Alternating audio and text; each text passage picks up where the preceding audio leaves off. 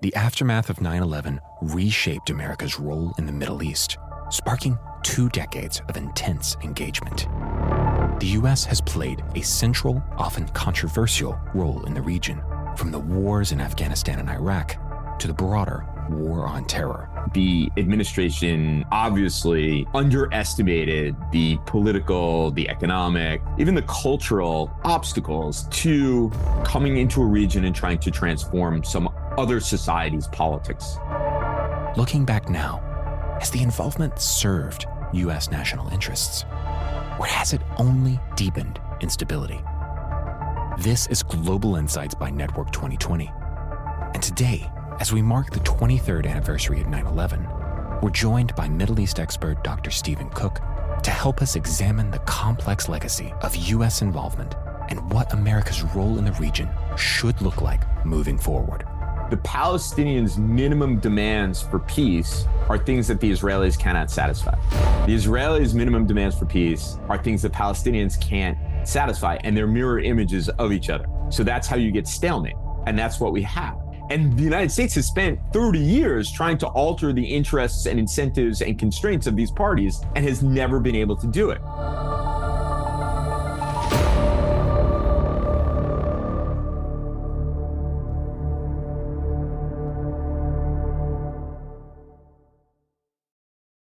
Today, on this 23rd anniversary of the September 11th attacks, we are fortunate to have Dr. Stephen Cook back here to talk about the future of the Middle East. And for those who were impacted by the attacks and the subsequent wars, you are in our thoughts on this somber anniversary. I myself was a college senior at NYU on September 11th, living in downtown New York. And at our graduation that year, one of the speakers likened our generation to that of ancient Athens when attacked during the Peloponnesian Wars. Her point lay in the ripple effects of the attacks and of the ways in which societies and regions are reshaped by these events. September 11th changed the United States, and it also changed the Middle East. And today we are very fortunate to have back with us Dr. Stephen Cook, Senior Fellow for Middle East and Africa Studies at the Council on Foreign Relations. He is also the author of the recently published book from Oxford University Press, The End of Ambition, America's Past, Present, and Future in the Middle East. So welcome back to Network 2020, Stephen. Thanks so much, Courtney.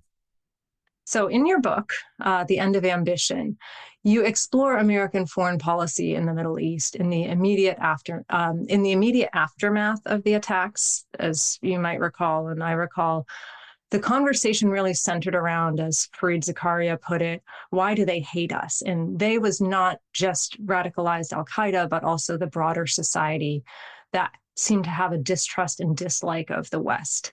So looking specifically at the Middle East, as we reflect on September 11th and its aftermath, how has U.S. policy impacted radicalization in that broader culture in which it sits?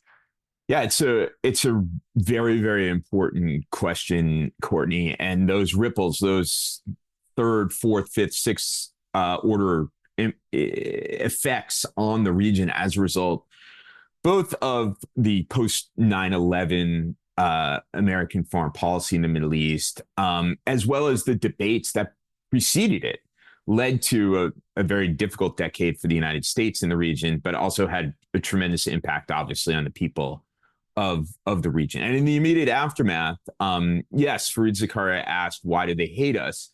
And there were, multiple answers to those questions, none of which were actually satisfactory. But nevertheless, the Bush administration took it upon itself to say they hate us because of our freedom, of our democracy.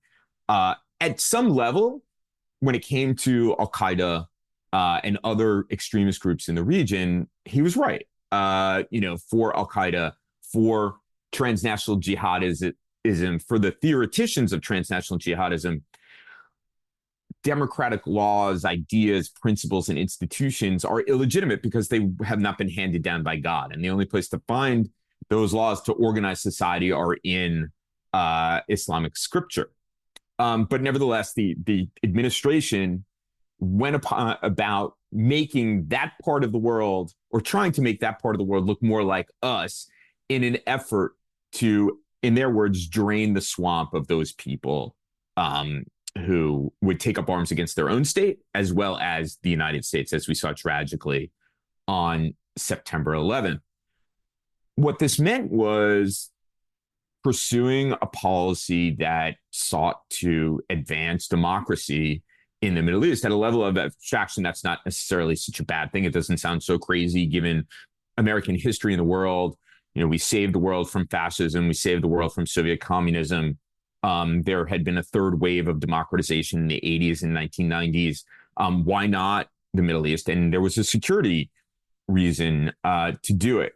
I think the problem with this, of course, was that the administration obviously underestimated the political, the economic, even the cultural obstacles to coming into a region and trying to transform some other society's politics. This, kind of given the history of the region, given the history of the Western encounter with the region, just smacked as kind of neo-colonialism to many, even those who were predisposed towards accepting American help were horrified by the idea that the United States was going to promote democracy in the world and change their societies.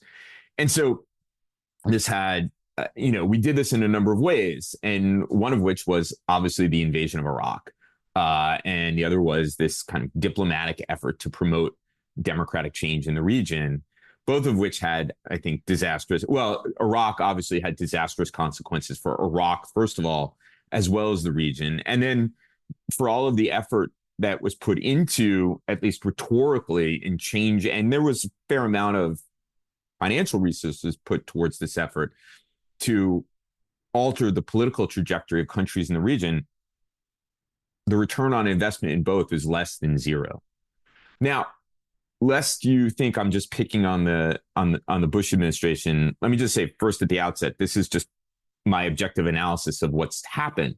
But in the book, which I conveniently have a copy right here, I demonstrate how this was actually a bipartisan affair. That in the aftermath of both Saddam Hussein's defeat in Kuwait in 1991 and the end of the Cold War, the Clinton administration embarked upon a series of policies that sought to transform the world, including the Middle East. So many of the ideas that were implemented in the post 9/11 world were debated in the 1990s, and even some of those were things that President Clinton and his team sought to do as well. After all, they embarked upon a peace process between Israelis and Palestinians, which was aimed at, one, bringing peace between Israelis and Palestinians, a good, but an underlying logic to this was that once you had peace in the region, it would lead to the transformation of the region, because the rationale for the big national security states throughout the Arab world would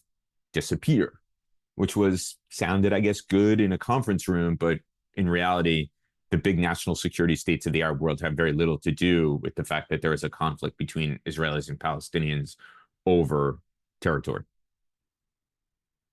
Thank you. And as a follow-up to that, you spoke about the idea of democracy transforming societies as one impetus for the policies that the administration took. How has that changed? Have we learned any lessons when we're looking at U.S. policy in terms of addressing radicalization today? Is there a different approach? Are there different ideas that are being bandied about in conference rooms that may or may not be sound? Well, the approach was, and to put it in a kind of succinct way, the idea was that if young, primarily men, had the opportunity to process their grievances through institutions that were neutral or represented them, they would be less likely to become radicalized. The evidence doesn't suggest that that's the case. There have been studies that suggest that neither, authoritarian systems and democracies both produce terrorism, and it's a much more complicated phenomenon than that. We did learn some lessons as a result. I think that the Bush administration sort of pulled back on its very vocal rhetoric about democracy in the region, although it kept its programs going after Hamas won the Palestinian elections in 2006, in which the United States didn't recognize the outcome of those elections. This was something that the United States had pushed. There were those, including within the Palestinian Authority in Israel, who thought this was a very, very bad idea. The polling, if you looked at it carefully, suggested that Hamas might win. The administration decided to push for them anyway.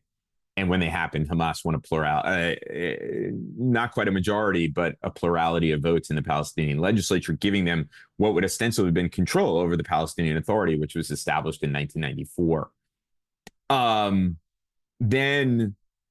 So there was somewhat of a ratcheting back in the effort to promote democracy. But like I said, through new structures created at the State Department at the time, the administration continued to devote financial resources to the issue. When President Obama was elected, he said, look, we're not going to engage in this democracy promotion. If you all become democracies, we'll be there to help you. And lo and behold, after the Arab uprisings, President Obama gave speeches that could have been written by President Bush's speechwriters. President Obama was described to me once by someone who worked closely with him as a realist who felt bad about it. So, he thought that the idea of transforming other people's societies was not a realistic goal for American foreign policy and would only get us into trouble. But once, Zine al-Abidine Ben Ali fell in Tunisia and Hosni Mubarak was overthrown in Egypt, he put the United States back in the democracy promotion business. And once again, for whatever efforts we expended politically, diplomatically, and financially, the returns on those investments were less than zero. No country, as a result of our efforts, became a democracy. And the one, quote unquote, Arab Spring success story, Tunisia, wasn't much of a success at the time. It was just something that the administration and friendly journalists talked about. If you spoke to Tunisians, they didn't necessarily think was a success. And now, of course, we're back to a pretty terrible dictatorship in Tunisia. So since then, there hasn't been much in the way of going back to democracy promotion. I know President Biden, when he first came into office, talked about American values, but they didn't really do too much about it. And when it comes to radicalization, there haven't been too many good ideas about what to do about it. I think we've fallen back on kind of an economic determinism, as well as using political pressure on our allies or partners in the region, and have turned a blind eye to our allies in the region and partners in the region to do whatever it is that they think is appropriate in order to undermine extremism. But that doesn't necessarily undermine the appeal of extremism. And in my previous book, which was about the Arab uprisings called False Dawn, I talk about that this appeal of extremism is actually quite complicated. It has to do with identity. It has to do with ideas about historical narrative, national historical narratives. It has to do with economic grievance, although that was the big story, during the Arab uprisings and discussions of extremism, but that's not the only variable here. So it's much, much more complicated. And I think it's something that we don't, as a country, have tools to really address at, quote unquote, the root causes. And so we're forever dealing with the results or the symptoms, which requires, police work, intelligence work, and quite honestly, military firepower. I just wish we would do it better than we've done it in the past. Thank you. Last night in the US, there was a debate. Elections are approaching. How do the candidates differ in their approaches to foreign policy in the Middle East? And do you think that there are relevant aspects of that broader topic that are being left out of the public discourse? Yeah, I was afraid you were going to ask me that question. And it was a rather extraordinary debate overall. There was some firsts in presidential debate history during the hour and a half long conversation. When it comes to the Middle East, I think that there are obviously differences in tone between the candidates, but there are some overlaps between the two candidates. Certainly, it was clear from the two candidates what that difference in tone is like. But the idea that President Trump was uniquely bellicose in the region is really a misreading of what he was trying to do. For example, when it came to Iran and his maximum pressure campaign, this was the president's effort to bring the Iranians to the negotiating table so he could get a better deal than the JCPOA, which was President Obama's deal with them. But it was essentially taking a page from the Obama administration's playbook, which was maximum pressure. That's what Obama did to coax the Iranians to the negotiating table that led to the JCPOA. Now, the question is whether he would pursue maximum pressure now. The Iranians would never go back to the negotiating table with Trump on a quote unquote better deal, though pressure on the Iranians, given everything that has happened since October 7th, 2023, is, I think, an appropriate approach. And there's where you get the overlap between the two. And this is a bipartisan problem in the United States, is that Washington administrations, both Democratic and Republican, have never been willing to directly confront the Iranians for their malign activities in the region. Let's separate out the very messy and very complex Israel-Hamas theater, or the less complex, but nevertheless still complex, Hezbollah Israel theater, and let's look at the Houthis. For the better part of the last 10 or 12 years, our partners, the Saudis and the Emiratis, neither of whom are perfect, but present to me a perfect partner of the United States. Even partners that come close, like Canada, aren't perfect. We have all kinds of disputes with the Canadians.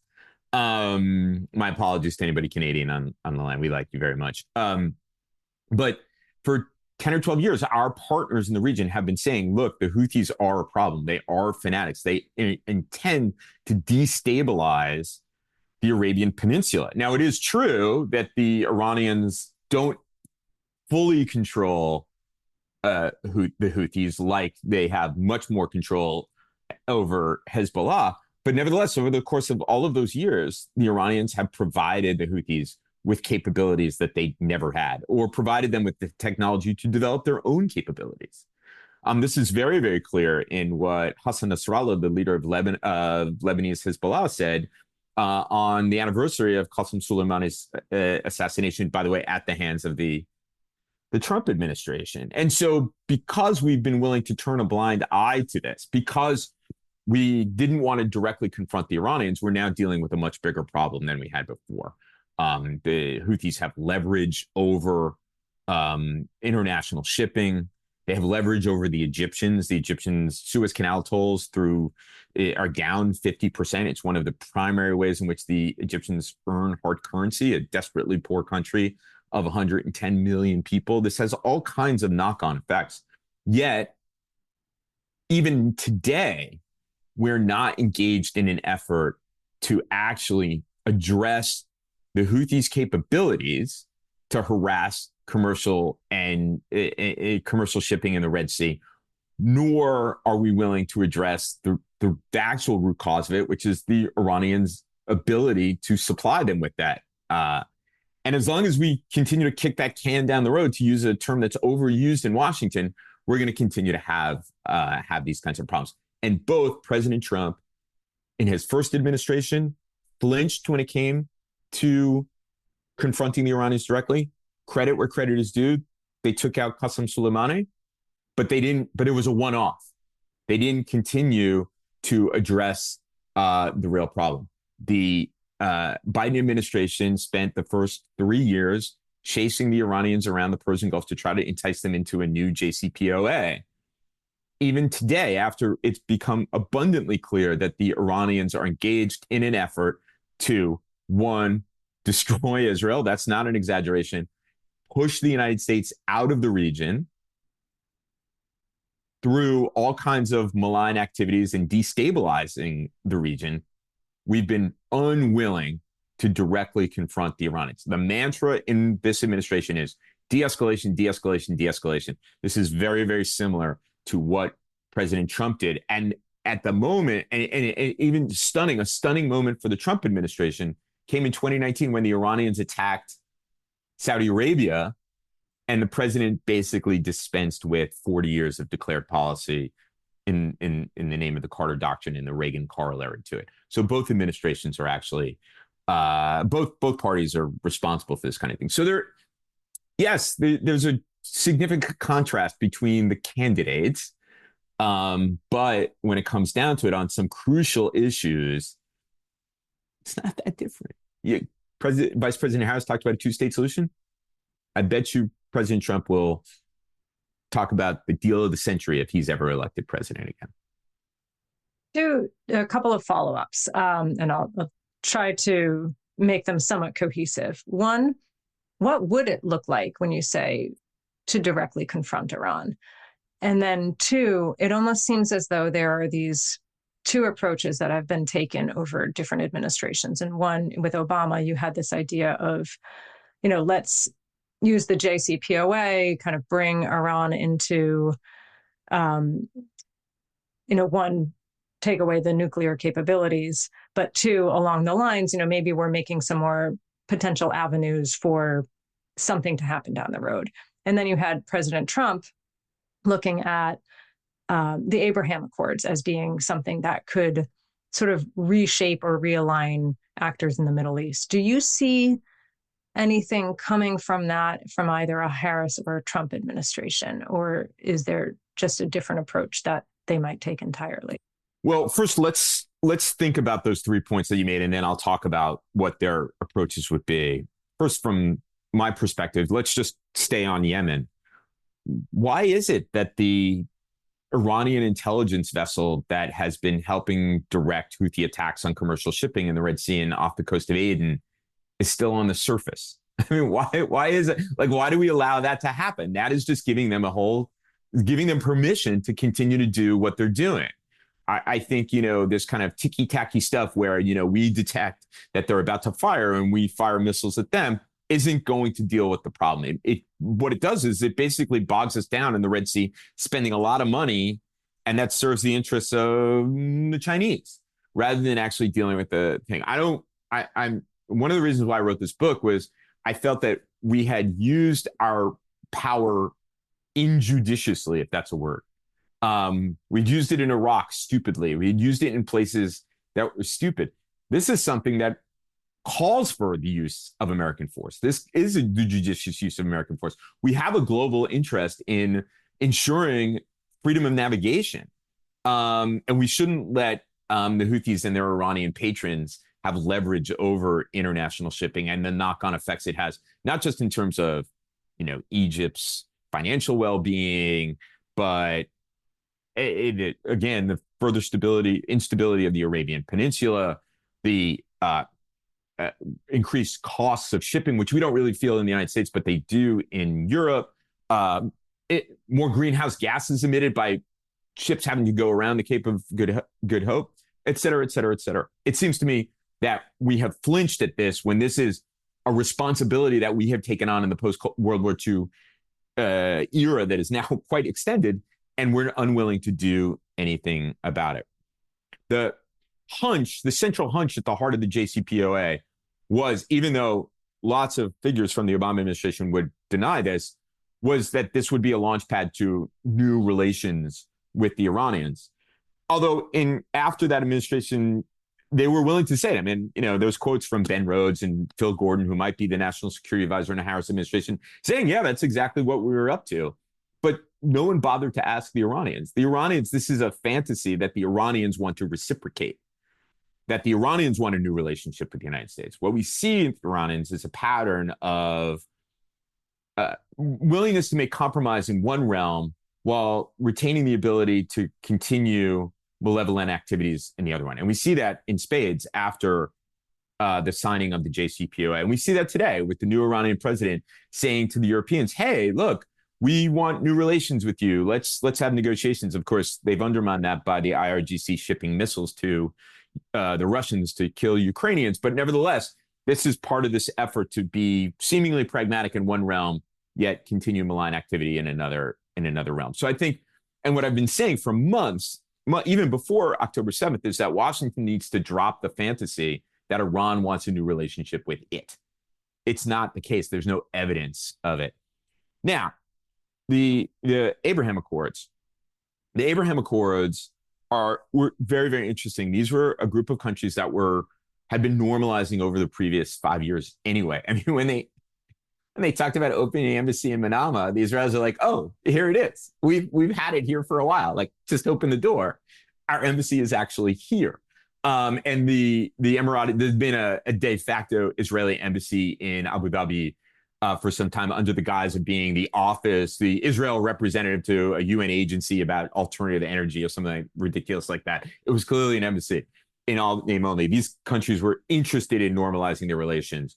What the Trump administration did was help seal the deal, because way back in the 70s, the Carter administration and the Reagan administration, beginning in the 1980s, set a precedent that if you make peace with Israel, we'll do good things for you. We'll give you guns, we'll forgive your debt, we'll help you out on stuff.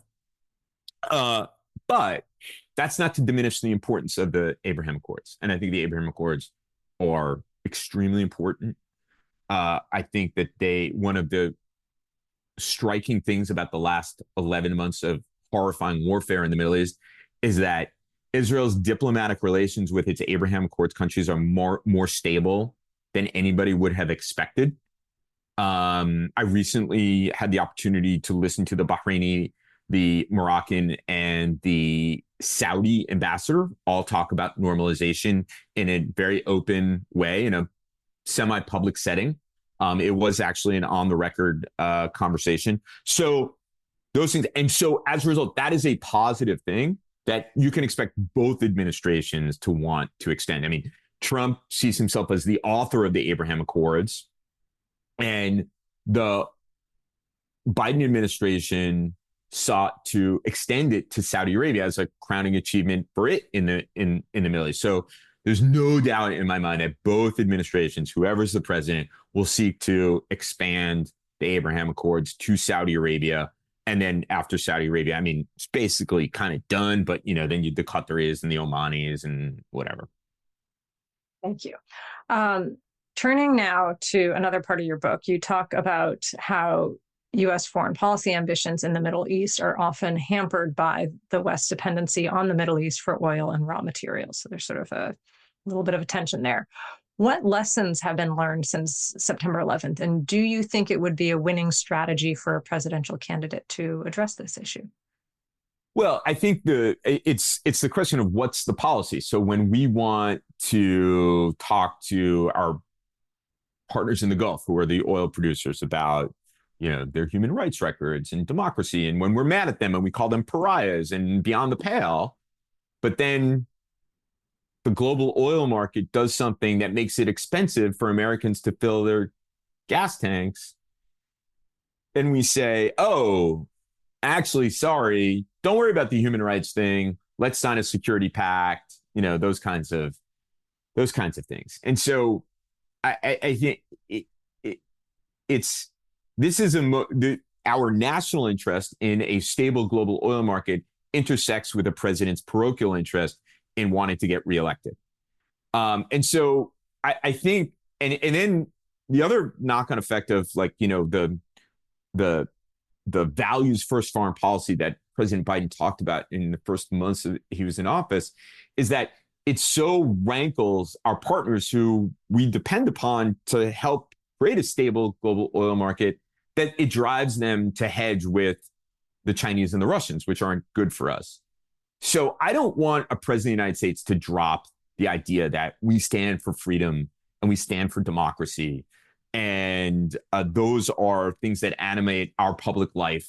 But I think we have to be realistic here, and we have to keep an eye on what's most important to us. And that's what I keep talking about in the book. What is genuinely important to us versus what would be nice to have. Sure, it would be great if Mohammed bin Salman was a Democrat, but he's not. And as long as it's going to be, a billion years, I'm exaggerating here, of course, before we decarbonize our societies, we're going to need them. Even though the United States produces 50% more oil than the Saudis, I always have to explain to people, and I'm a political scientist, although, I was the macro TA in grad school. it is a truly global oil market. And so they are important to us. And the Saudis in particular are a swing producer. So my prescription for it is actually, let's just kind of drop I mean, I want us to talk about freedom and democracy, but like haranguing our partners about human rights only creates more problems for us and never helps the people who are in jail. It never helps them. Thank you. Switching gears now, turning to the ongoing Israeli-Palestinian conflict. It's obviously a central issue in the Middle East, in U.S.-Middle East relations in general. How do you see this conflict evolving in the context of American ambition in the region and also domestic attitudes? There are generational shifts that seem to be happening on what was a linchpin of U.S. foreign policy, which is unwavering support for Israel. And what role do you believe the U.S. should play in the peace process moving forward? Yeah. So I'm deeply pessimistic about the trajectory of this conflict. I don't see any reason to believe that there's going to be a ceasefire. There is, if only because Yahya Sinwar, the leader of Hamas, thinks he's winning and doesn't see a need for a ceasefire. And when I mean winning, I mean in the total war, in the total long war that he's engaged in against Israel.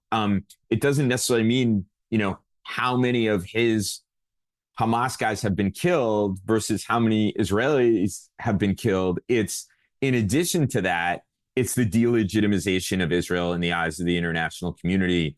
It's protests on elite campuses throughout the West. It is sucking Israel into a long, drawn-out conflict that has an impact on Israel's economy, has an impact on Israel's social cohesion. And we see all of those things happening. And so he thinks he's winning. So why would he want to cease fire? On the Israeli side, Prime Minister Benjamin Netanyahu has, taken, endless criticism from seemingly everybody on this.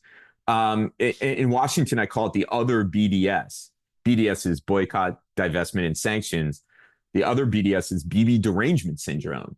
I mean, yes, the trust deficit with Prime Minister Netanyahu is enormous. I mean, people you think would have gotten along with Prime Minister Netanyahu, like President Trump, really didn't get along with him. That's the one thing that I learned from Jared Kushner's book about his time in the White House, is that in the series of elections that the Israelis held while Trump was in office, Trump was actually rooting for this guy, Benny Gantz, who everybody kind of has built up as the guy on the white horse, which he's not actually.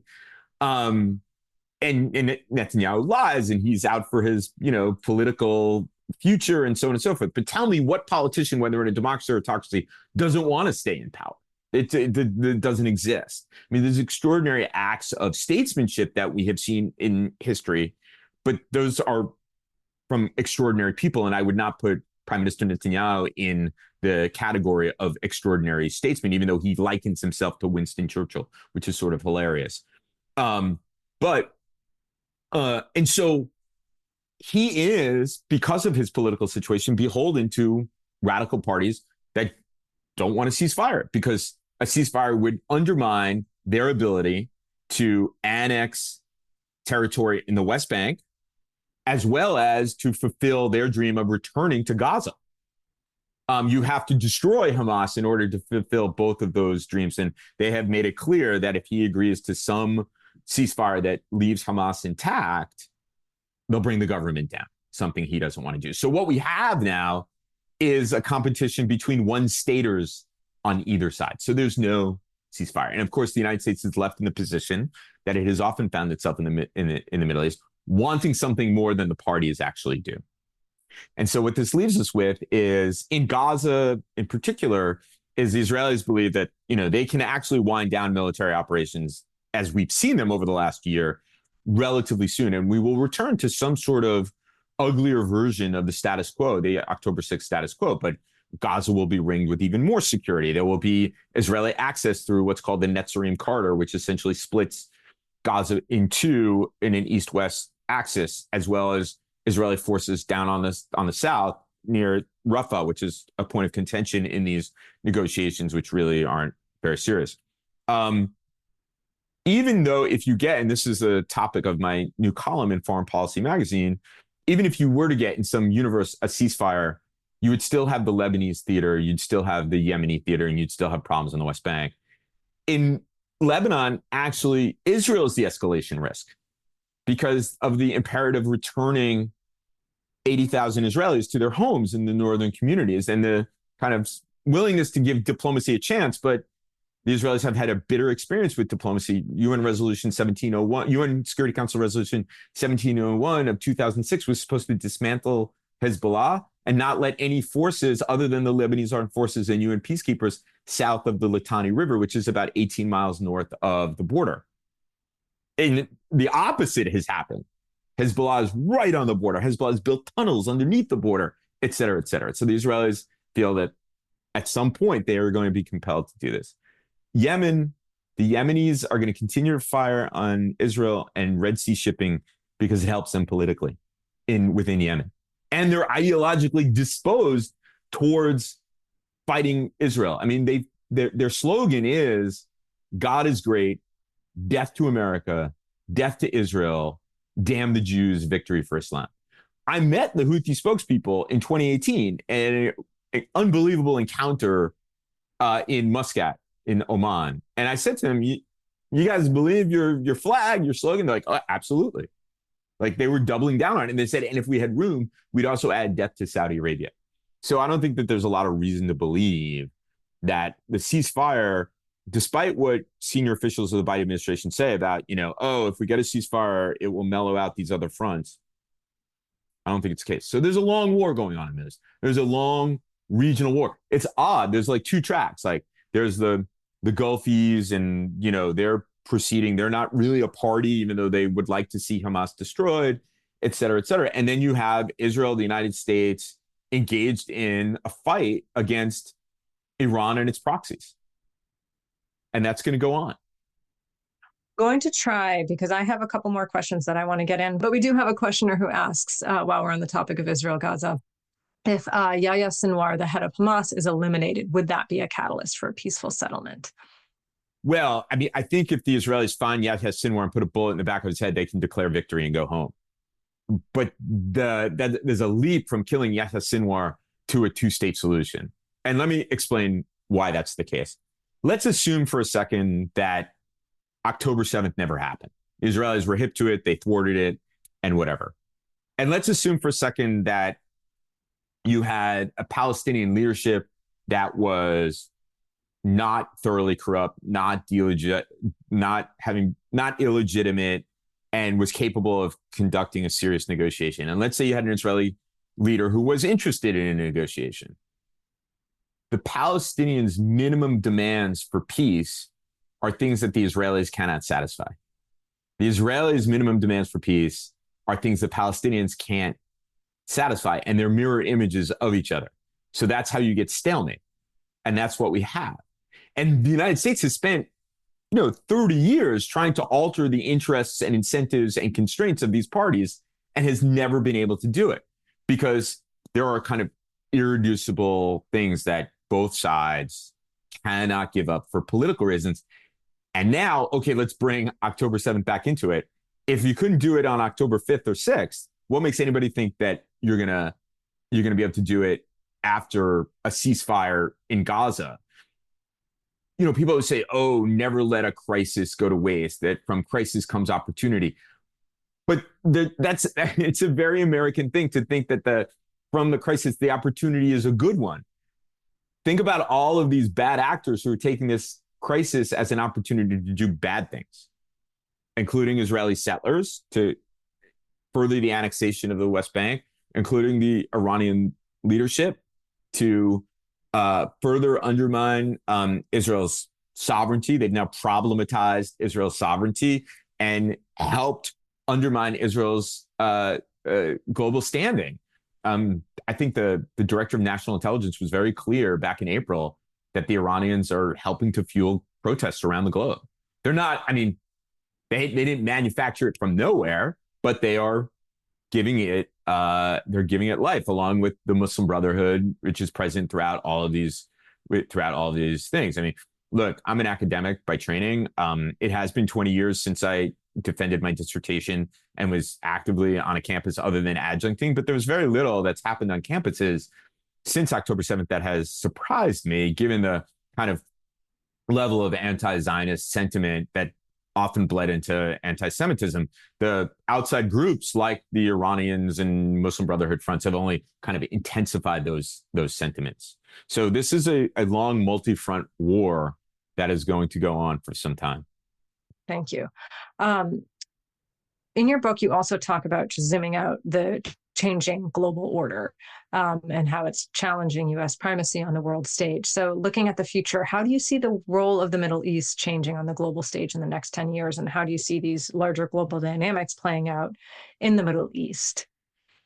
Yeah, it's a really good question. And one of the problems with answering the question about the global order is we're clearly at the end of one, but we don't know what the next one's going to look like. And so we have all these things in the middle. It's a very kind of Gramscian way of looking at it. But like I said, I'm an academic. We're at the end of one. The new one hasn't been born. And so all kinds of bad stuff is happening in this in-between period. What I do know is that when we say we want to pivot to Asia, it's kind of silly, right? I mean, we live in a world in which we have given ourselves global responsibilities. And if you just look at the map from either east to west or west to east, the Middle East is genuinely the middle. And there are things that are important about the Middle East to both us and our competitors in Asia.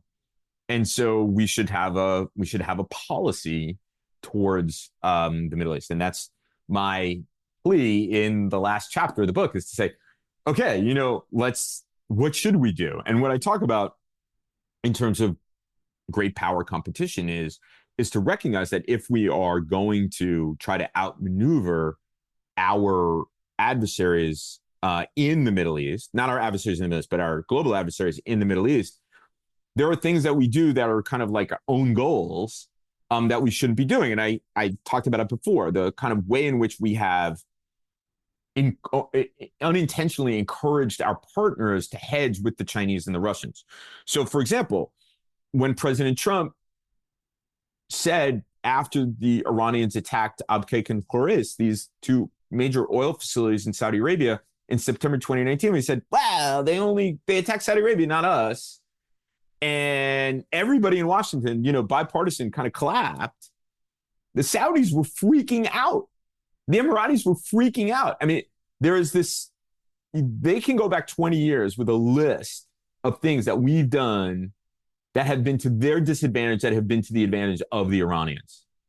And so we have to be good to our word if we want them to be on side. And in fact, it was because of that episode that the Saudis are driving a hard bargain. They say, okay, we'll believe you that you are committed to our security and the stability of the region, but now you have to write it down. Now you have to make it formal. It can't just be this kind of gentleman's agreement that has developed over years. It can't just be the Carter Doctrine and the Reagan Corollary. By the way, the Reagan Corollary is actually not written down. You got to write it down. And so we said, okay, we'll do that. And I think that that's a good thing. I think, if the big issue is outmaneuvering the Chinese, then that's something that we should do. The president has wanted to loop normalization of relations between Saudi Arabia and Israel into that agreement as the sugar for members of the Senate to swallow a U.S.-Saudi security pact. I don't think before October 7th, that was not a bad idea. It wasn't the greatest idea in the world, but it wasn't a bad idea. If I was sitting next to the president, I'd be like, sure, I can get behind that. Now I think they need to separate it. And if this security pact is really important, then the president should put it on the table before the Senate and defend it. But it's that kind of thing that we should do. We shouldn't be haranguing our partners about Huawei if we don't have anything to offer them. And, Huawei equipment in one place is different from Huawei equipment in other places. So why get upset about Huawei more, generally, and not have anything to offer? So there's a whole host of things that we could do. Let me point out, though, that at a level of abstraction, the Chinese and the United States have a confluence of interests in the Middle East, the free flow of energy resources out of it. But because we're in competition over places like Taiwan and other places, that we can't fully realize what could be a cooperative security partnership in order to ensure freedom of navigation and free flow of energy resources. And in fact, Chinese shipping is not attacked in the Red Sea. Interesting. In the few minutes remaining, I know you're at the Council on Foreign Relations. Was often this series, I don't know if they still do it, but the President's Inbox. Excellent podcast by Dr. Jim Lindsay. Yes, they still, they do it as the podcast now. Yes. That's right. Come January, if you had whichever president's ear, and at the risk of reducing complex topics to something small, what would you most want to see from a new administration in terms of getting to a Middle East where there's a relationship that is somewhat stable and productive? And serious and productive. Well, I would say I would want on either of the president's reading list the last chapter of my book, The End of Ambition, which basically lays out, here's the 6 things that are important to us in the Middle East. And let's understand what these 6 things are, things that we have a realistic chance of achieving or advancing, and we have the resources to do it. All this other stuff that we've gotten ourselves wrapped around the axle on gets us puts us in a bad place. I'm sort of teasing it because I'd like people to buy it, but it is a mix of old and new things. Whether it's what I call the prime directive in the book, ensuring the free flow of energy resources out of the region, or, how to change the U.S.-Israel relationship to make it more constructive and reduce the emotionalism around it, to a dive on, why water scarcity in the Middle East is something that we should pay attention to, because it has profound implications for stability in other parts of the world that are very important to us. I dispense with the idea of climate conflicts in Syria and so on and so forth, and that whole stuff that John Kerry was harping on a number of years ago, to look at what is it that we can actually do in that area, and then a whole series of things to talk about when it comes to great power competition. When it comes specifically to the conflict, I finished this book in July of 2023. I had the opportunity in the 3rd week of October to do some, adding to it. But what was gratifying to me is much of what I said was consistent with what was happening and what would happen in the ensuing 10 months. But what I would say, if President Trump or President Harris said to me, Stephen, what is the one thing that you would want to focus on when it comes to this conflict?